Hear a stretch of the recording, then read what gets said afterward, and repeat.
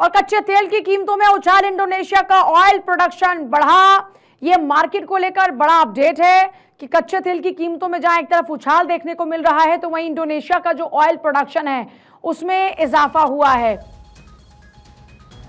कच्चे तेल की कीमतों में उछाल, इंडोनेशिया का ऑयल प्रोडक्शन बढ़ा। आज की अगर बात करते हैं तो बाजार में आज स्पीच के बाद अच्छी खबर सामने नहीं आई और आकाश जी हमारे साथ में जुड़ चुके हैं, अर्थशास्त्री जिनकी भविष्यवाणियां आमतौर पर सटीक रहती हैं। आकाश जी, कच्चे तेल की कीमतों में हम लगातार देख रहे हैं उछाले, लेकिन इस बीच इंडोनेशिया का ऑयल प्रोडक्शन और स्पीच के बाद में मार्केट का बुरा हाल, इसको किस तरीके से आप पूरा एनालाइज करेंगे?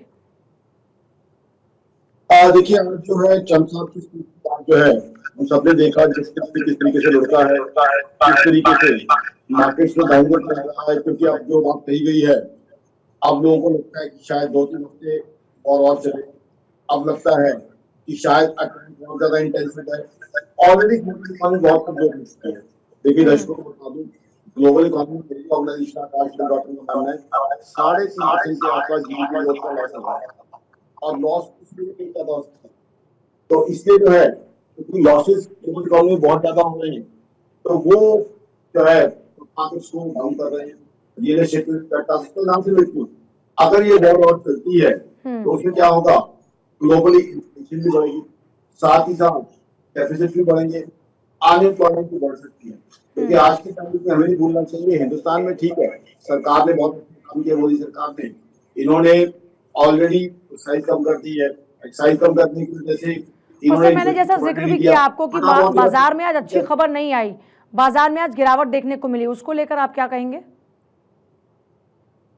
जी, बाजार को ही लेकर बात कर रहा हूँ कि बाजार क्या होता है, इकोनॉमी को रिफ्लेक्ट करता है।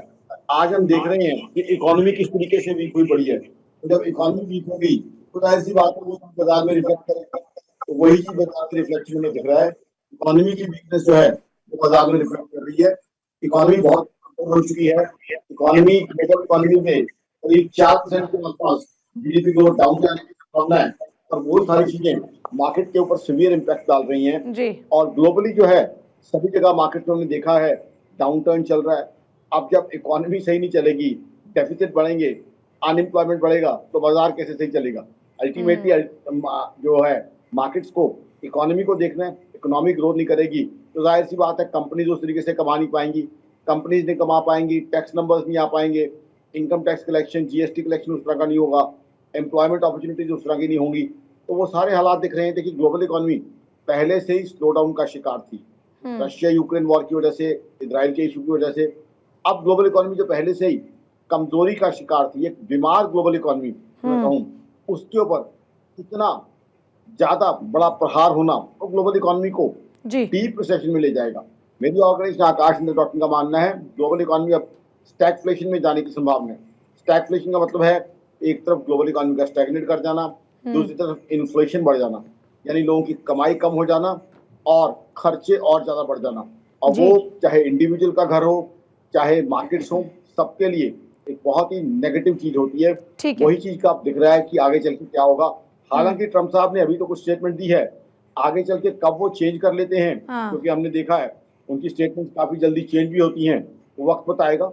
बाकी तो जो है आज की तारीख में जो ट्रम्प साहब ने कहा है ग्लोबल इकोनॉमी के लिए वो अच्छी खबर नहीं है। बहुत शुक्रिया सर, वक्त बताएगा और अभी जो मौजूदा स्थिति है उसमें वक्त ये कह रहा है कि समय अच्छा नहीं है।